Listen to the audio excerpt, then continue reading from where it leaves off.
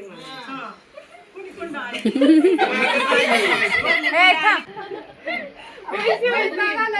नमस्कार मंडळी, मी ज्योती अगदी मनापासून स्वागत करते तुमचं आपल्या चॅनलवरती. तर गेल्या व्हिडिओमध्ये मी तुम्हाला म्हटलं होतं की माझ्या जावेच्या मुलाचं लग्न आहे, माझी मोठी जाव. बरोबर आम्ही इथं नैवेद्य वगैरे हे सगळं करून घेतलं. नंतर थोडी हळद दळली आणि तो गावदेवाला गेला, तो म्हणजे नवरदेव गावदेवाला गेला. तर डेकोरेशन केलं असतं तर तिथं हळद दळता आली नसती, म्हणून अगोदर हळद दळून घेतली आणि नंतर आम्ही डेकोरेशन इथं करायला लागलो.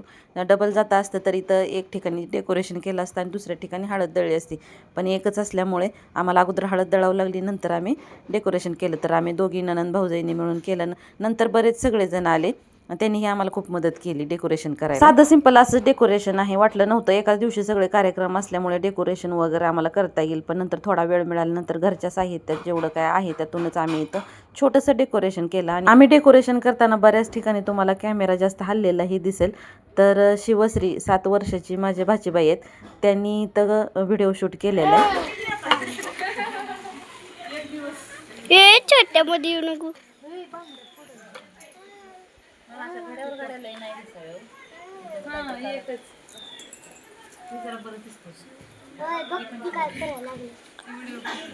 देवाला गेली तिथे, देवाला गेली ग.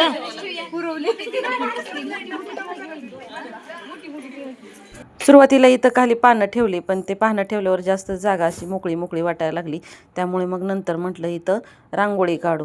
तर इथं ऑरेंज कलरचे 2 शेड होते, ते मिक्स करून एकच शेड तयार केला आणि इथं रांगोळी प्लेन हे करून घेतली आणि नंतर त्यावरती पानं ठेवायचं ठरलं. आता इथं हे वाकून बघतेत ना, त्या शिवश्री आहेत आणि इथं बरेच जण होते, त्यामुळे मग नंतर एकमेकाची आयडिया वापरून वगैरे इथं आम्ही डेकोरेशन कंप्लीट केलं. एकाच दिवशी सुवासिनी, बांगड्या, घाणा हे सगळं असल्यामुळे वाटलं नव्हतं की हे सगळं म्हणजे करता येईल. नाहीतर तसं जर अगोदर आमची तयारी असती तर इथं म्हणजे फुलं वगैरे आणून त्याचं डेकोरेशन केलं असतं, पण असं काही ह्याच्यातच नव्हतं, होईल असं वाटलंच नव्हतं. मग नंतर वेळ थोडा मिळाल्यानंतर इथं घरच्या साहित्यात उपलब्ध जेवढं काय आम्हाला होतं आहे, रांगोळी वगैरे, हे बांगड्या, नंतर डुप्लिकेट हे जे हार होते, एवढ्यातच आम्ही डेकोरेशन केलं. कसं वाटलं डेकोरेशन कमेंट करून नक्की सांगा.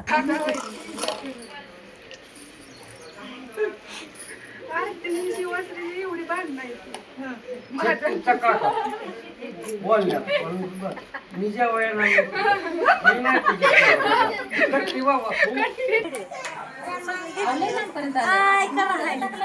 आकडा टाकते.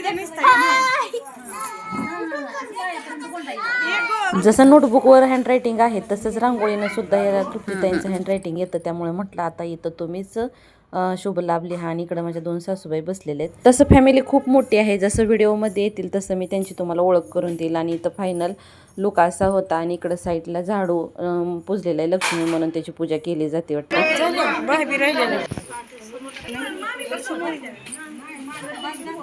लग्न कार्याच्या अगोदर जानाई धानाईच्या सुवासनी घालायची परंपरा आहे. मग इथं सगळ्या सुवासनी बसल्या होत्या आणि जानाई धानाईची पूजा वगैरे इथं सासूबाई करत आहेत.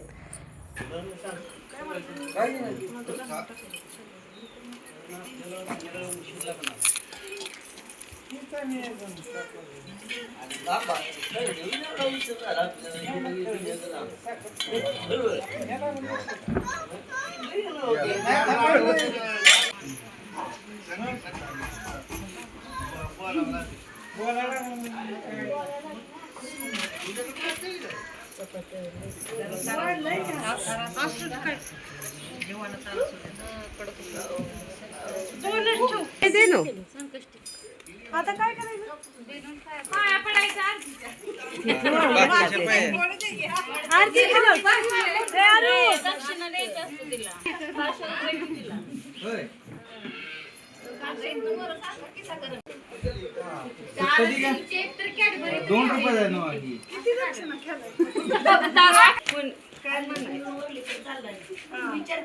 कुणी कुंड आली मला कुणी कुंड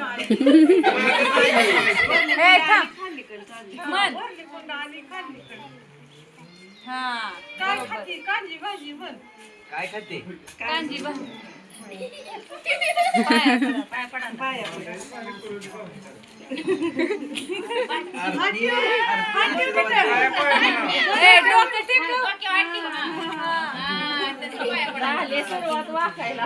धान्य मोजायचा जो शेर असतो त्या शेर पालता घालायचा आणि त्या शेरावर एक 5 ते 7 वर्षापर्यंतची मुलगी बसवतात आणि तिला दक्षिणा वगैरे देऊन जे सुवासनीसाठी जेवण केलेलं आहे त्याचं तो नैवेद्य म्हणून तिला ते ताट करून देतात. नवरदेवाने येऊन तिच्या पाया पडायचा आणि तिला काय काय असं म्हणजे विचारलं जातं. ते व्हिडिओमध्ये मी तुमच्यासोबत शेअर केलेलंच आहे. तिथलं सगळं झाल्यानंतर आम्ही पंढरपूरला यायला निघालो. भेटूया पुढच्या व्हिडिओमध्ये. धन्यवाद.